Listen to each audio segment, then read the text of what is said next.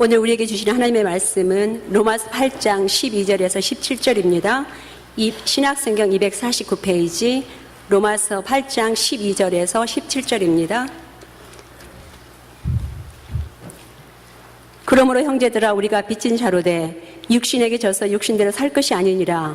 너희가 육신대로 살면 반드시 죽을 것이로되 영으로서 몸의 형실을 죽이면 살리니 물은 하나님의 영으로 인도함을 받은 사람은 곧 하나님의 아들이라. 너희는 다시 무서워하는 종의 영을 받지 아니하고 양자의 영을 받았으므로 우리가 아빠 아버지라고 부르짖느니라. 성령이 친히 우리의 영과 더불어 우리가 하나님의 자녀인 것을 증언하시나니 자녀이면 또한 상속자 곧 하나님의 상속자요 그리스도와 함께한 상속자니 우리가 그와 함께 영광을 받기 위하여 고난도 함께 받아야 할 것이니라. 이 말씀은 살아계신 하나님의 말씀입니다. 아멘. 살아계신 하나님 알아가기라는 제목으로 하나님 아버지로서의 하나님에 대해서 저희들이 말씀을 나누고 있습니다. 두 번째 시간입니다.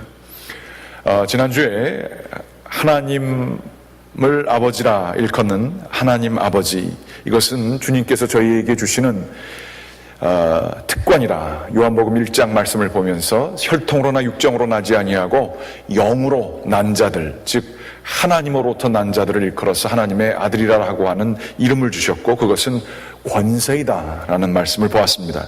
예수 그리스도의 사역은 저희로 하여금 하나님을 아버지라 일컬게 하시는 것이라 말씀을 보았습니다. 오늘은 지난주에는 그 로마서 말씀 자체에 저희들이 집중을 하지 못했지만 그 로마서 말씀을 조금 더 깊게 보고자 합니다. 로마서 8장 말씀을 볼 텐데요. 이 말씀을 보면서 지난번에 나누지 못했던 지난번에는 하나님을 아버지로 부를 때의 관계가 언약의 관계이고 정말로 우리를 자녀 삼아주신 그분의 은혜가 얼마나 큰지에 대해서 보았습니다. 오늘은 세 번째와 네 번째 포인트를 보겠는데요.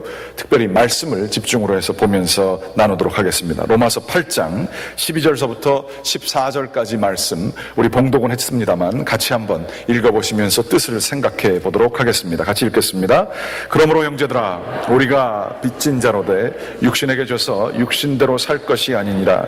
너희가 육신대로 살면 반드시 죽을 것이로되 영으로서 몸의 행실을 죽이면 살리니 무릇 하나님의 영으로 인도함을 받는 사람은 곧 하나님의 아들이라. 아멘. 하나님을 아버지라 부르는, 하나님 아버지라 부르는 저희의 이 하나님을 호칭하는 이 이름은 정말로 감격적이고 이것은 정말 귀한 신앙의 본질 중에 본질, 핵심이 들어가 있는 얘기가 하나님을 아버지라 고백하는 것입니다. 그런데 이것을 우리들이 아무런 깊은 반성 없이 깊은 신학 없이 성경적인 근거 없이 고백할 때가 있습니다. 특별히 오늘 말씀을 보게 되면 하나님의 영을 받은 자들은 하나님의 자녀, 하나님의 아들이 된다라고 했는데 그 말씀 이전에 나타난 말씀이 저희로 하여금 이 하나님 아버지를 쉽게 부를 수 있는 게 아니구나라고 하는 생각을 갖게 합니다. 그것은 다음과 같습니다. 12절과 13절 말씀에 보게 되면 이러한 얘기가 쓰여져 있죠. 우리가 다 우리 스스로 존재한 것이 아니라 누군가에게 빚진 자다라고 하는 우리 인간의 본성을 전해주고 있습니다. 누구에 의해서 이 자리에 있게 되었다. 빚진 자다. 그런데 우리들이 이 빚진 게 내가 의지하고 있고 내가 은혜를 받은 것이 육신적인 것이다.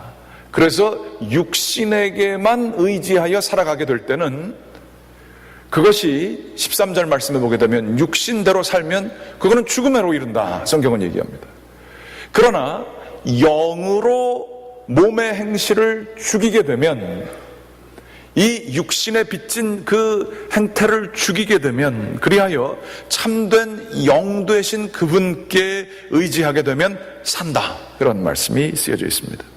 그리하여서 하나님의 영이 우리를 빚지게 하고 우리가 그것을 깨닫고 그 은혜를 알게 될 때에 그때에 하나님을 아버지라 부를 수 있다 하는 얘기입니다.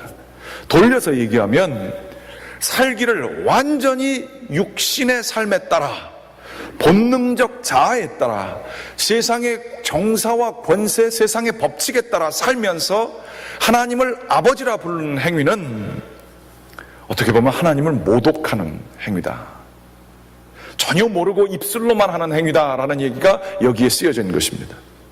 영적으로 하나님을 바라보는 자만이 하나님을 아버지라 부르는 것이 맞다라는 얘기예요.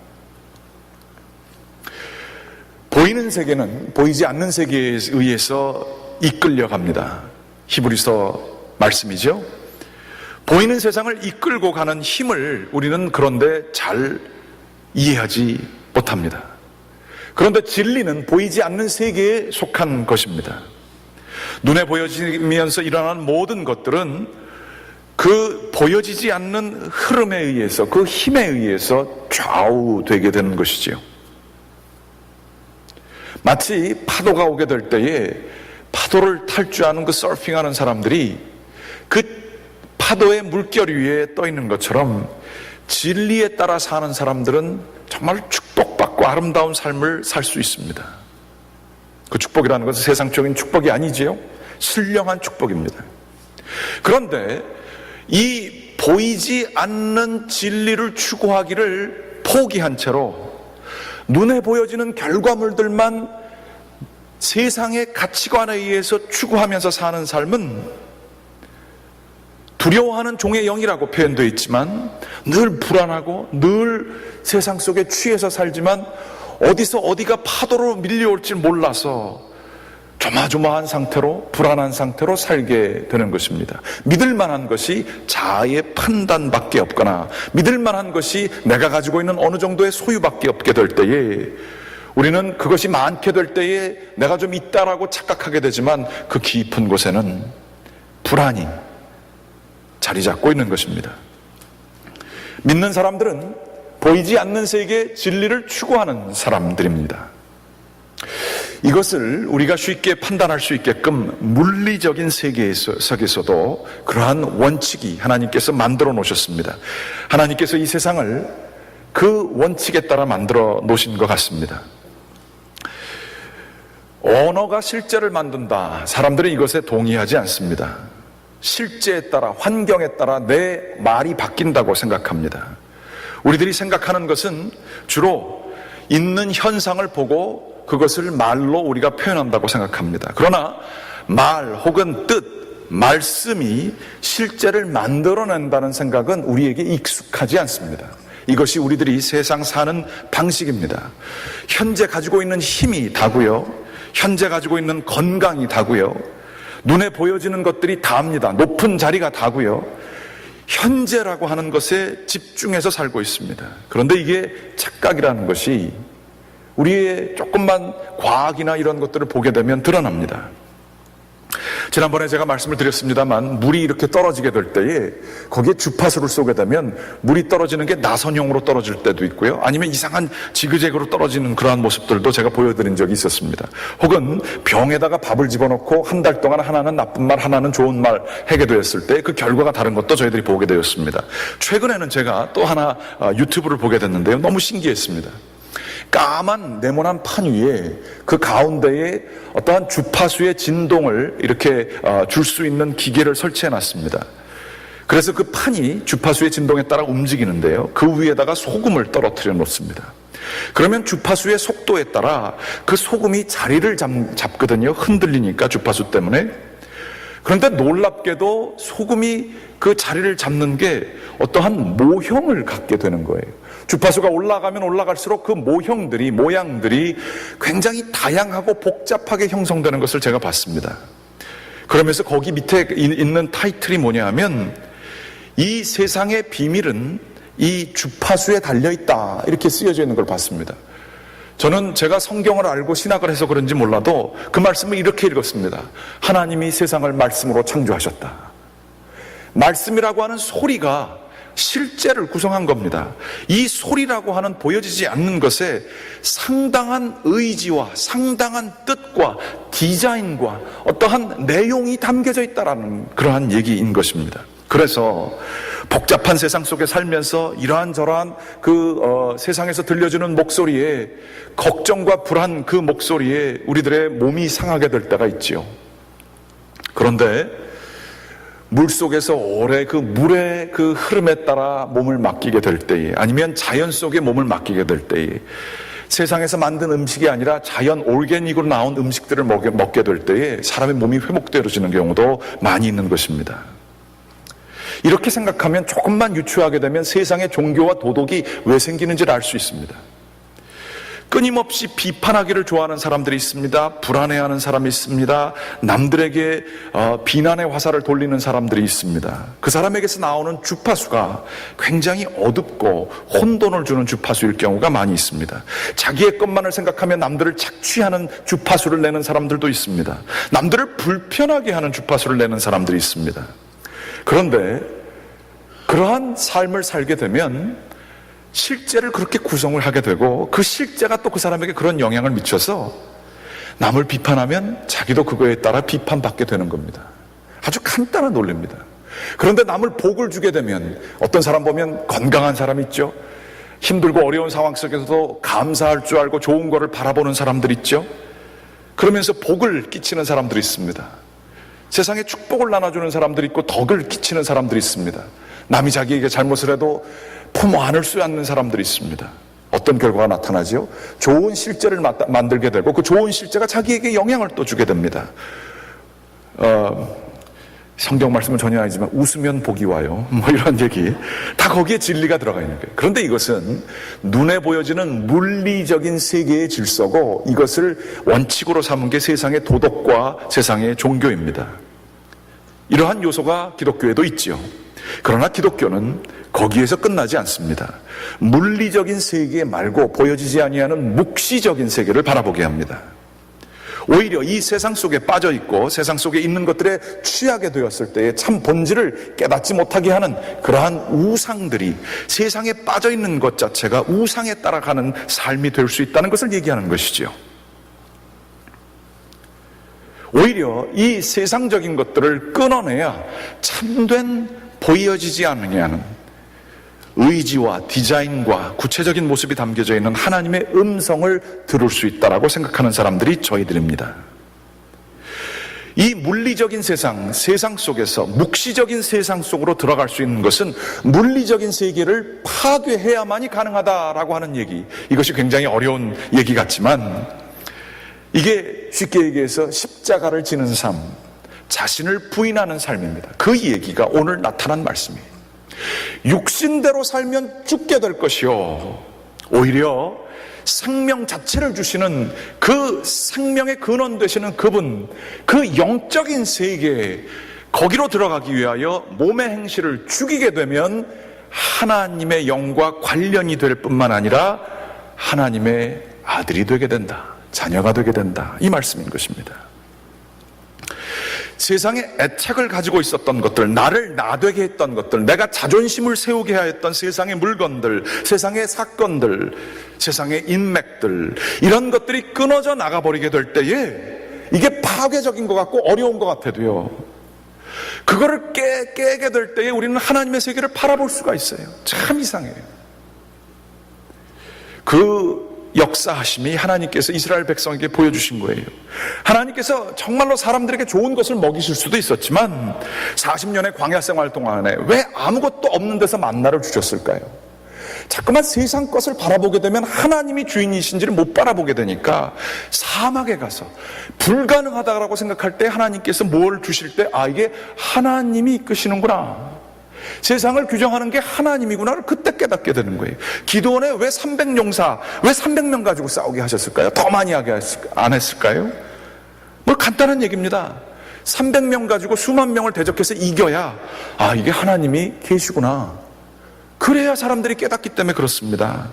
왜 오병이어의 기적, 아니 뭐 많은 사람, 예수님께서 많이 이렇게 해서 줄 수 있지만 왜 오병이어를 가지고 5,000명을 먹이시는 일들을 하셨을까요? 그래야 하나님이 모든 것을 제공해 주시고 먹는 것, 우리의 삶을 책임져 주시는 것을 알기 때문에 그렇습니다. 왜 성경에는 불임된 여성들의 얘기가 그렇게 많을까요?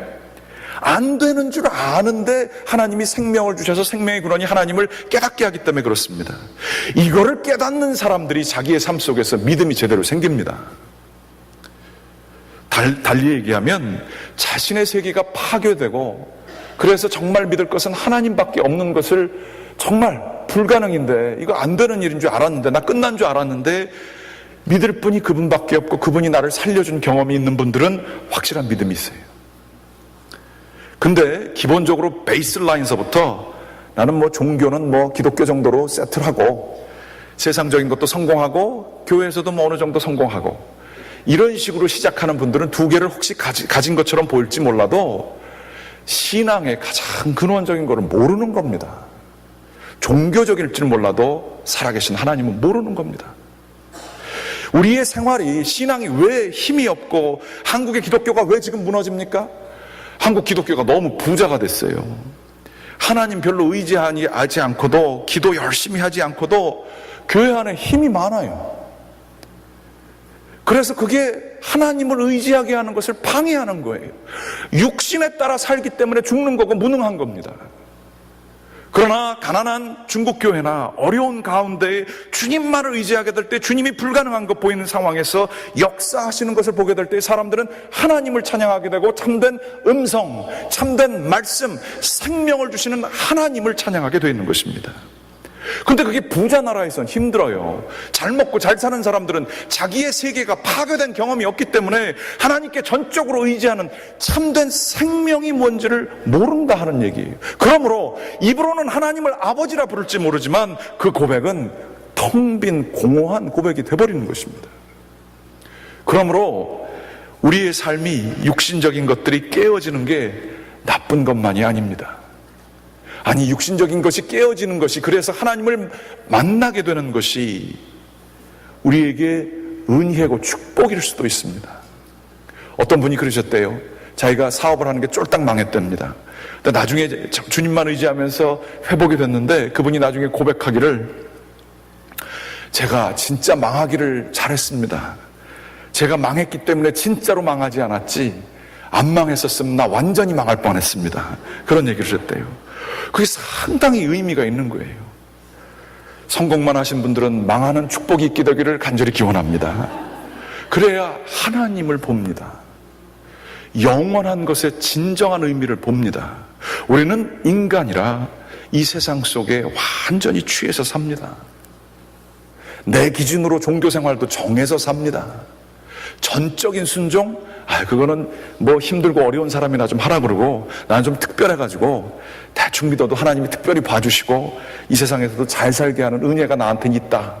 그러한 착각 속에서 살 수 있습니다. 두려워하십시오. 그러다가 하나님으로부터 끊어질까봐 두려워하십시오. 세상에서 나는 잘 사는 사람이다, 나는 잘 살아왔고 나는 잘 될 사람이다, 두려워하십시오. 하나님께서 주시는 벌 중에 가장 큰 벌이 내버려 두는 벌입니다. 잘 되도록 내버려 두세요.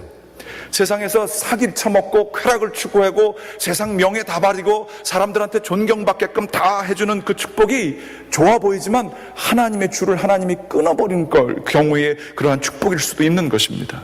무서운 얘기죠. 하나님을 아버지라 부를 수 있는 특권을 그 사람들은 전혀 모르는 사람들이 되어버릴 수 있는 것입니다.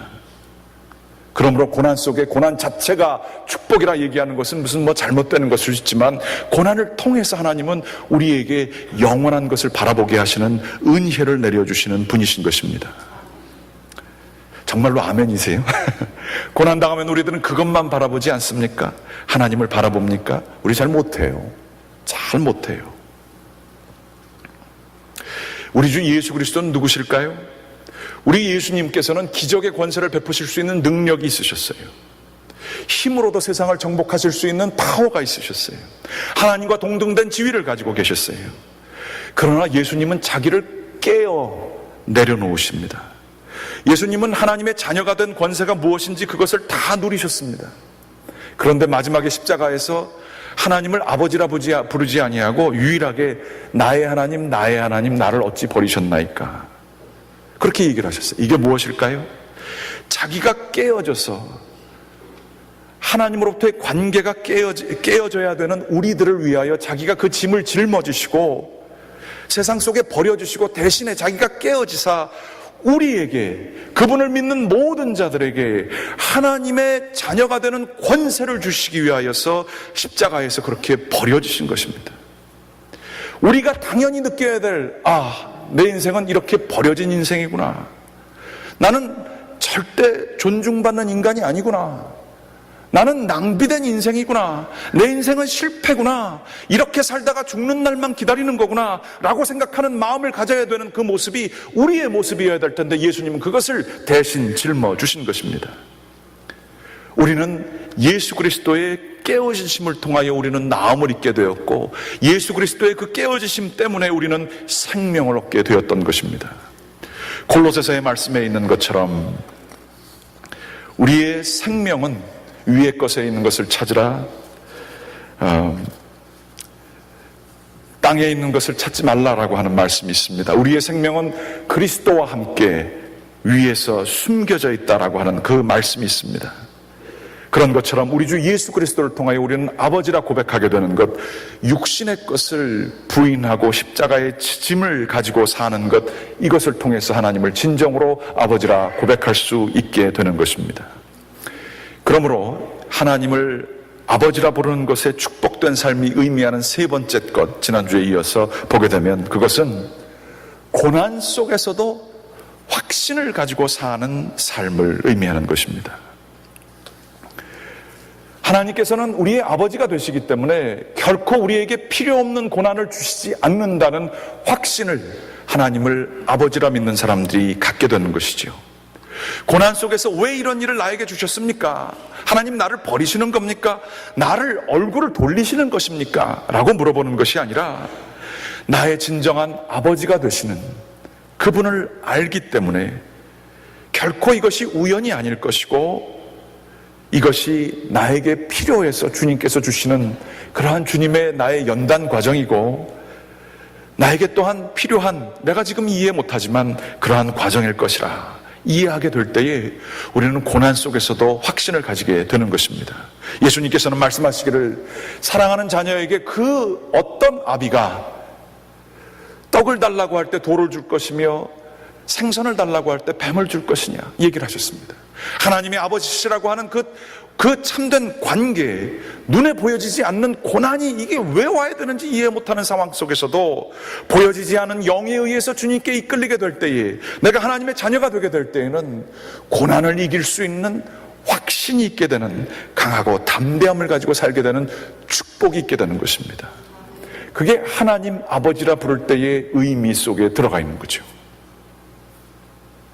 고난을 다르게 볼 수 있는, 인생을 다르게 볼 수 있는, 나의 삶의 여러 가지 여정을 다르게 볼 수 있는 능력, 권세가 주어지게 되는 것입니다. 네 번째로는 우리는 하나님이라고 하는 그 선을 넘은 사랑을 해주시는 그 예수 그리스도를 깨어주시기까지, 거기서부터 나타나는 생명을 우리에게 주시기 원하는 그분의 마음을 이해하게 되는 것입니다.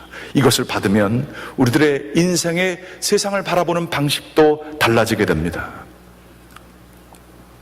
제가 저희 자녀들을 아직도 참 사랑합니다. 이렇게 얘기하는 게 재미없었지만, 제가 사랑하는 이유 중에 여러 가지가 있지만, 아직도 제가 문을 열고 들어가면 아이들이 저한테 뛰쳐나와서, 요즘엔 오락하시느라고 좀 바쁘셔서 안 나올 때가 좀 있지만, 뛰어나와서 저를 이렇게 반겨줘요. 그러면 온몸이 그냥 피곤한 것들이 다 이렇게 없어지고 기쁨이 샘솟습니다.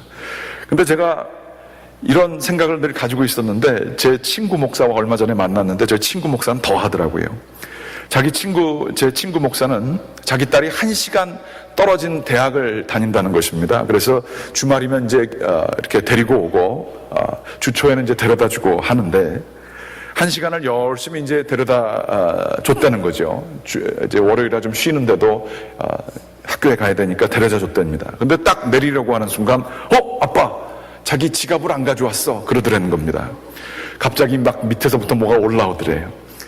그런데도 뭐 다른 소리 안 하고, 그래, 알았어. 그러면 내가 갔다 올게 라고 해서 왕복 2시간을 갔다 오면서 내가 이 지갑을 주면서 아주 혼낼 수는 없고 아주 따끔한 말로 해서 다음서부터는 이렇게 잃어버리지 않게 해줘야겠다라고 그 대사를 어떻게 할 때까지 연습을 하고 아주 그냥 마음속에 들끓는 마음이 있었는데도 차분하게 얘기를 해야지라는 마음을 가지고 2시간 뒤에 그 아이를 만나봤답니다.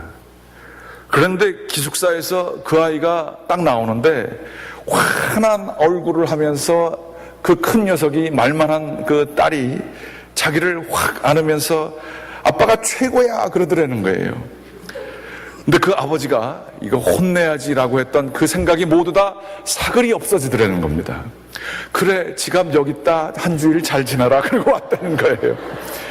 그러면서 그 제 친구 되는 목사가 하는 얘기가 너무 그게 신기하더라는 얘기예요. 어떻게 그 마음이 2시간 동안 준비했던 그 마음이 사글이 녹아들어 버리는 그러한 경험을 했다는 거예요. 또 거기에 붙여서 하는 얘기가 마누라한테는 잘 안 되더라 그런 얘기를 하더라고요. 뭐 하나님 남편, 뭐 하나님 아내 뭐 이런 것이 아닌 이유가 거기 있는지도 모르겠어요. 하나님이 아버지로서 자녀를 보고 다 녹아들이는 마음이 그렇게 자기가 느꼈다 그러면서 그게 너무 이상하더라는 거예요. 그게 어떻게 녹냐는 거예요. 자기를 2시간 동안 헛걸음을 하게 한 그 그 친구를 바라보는데 이렇게 안겨주는 마음이 어떻게 녹냐는 거예요. 여러분, 혹시 오늘 교회에 오실 때에 지치고 힘든 마음이셨지만 주님을 사랑해서 혹은 교회에 가야 될 것 같아서 오신 분이 있으십니까? 믿음 때문에 오신 분 계십니까? 하나님이 여러분에게 뭐 혼내실 수도 있고 진노하시는 하나님이실 수도 있지만 여러분을 지금 정말 기쁘게 잘 왔다. 너 신앙생활 한참 동안 못했지. 이제서부터 날 좀 알아라. 그리고 껴안아주시는 하나님의 영을 여러분이 느끼시게 되기를 간절히 원합니다. 선을 넘는 사랑이 있어요. 그렇게 해서는 안 되는 거 뻔히 아는데 그게 다 녹아지는 사랑이 있어요. 하나님은 우리를 그러한 마음으로 사랑해 주십니다.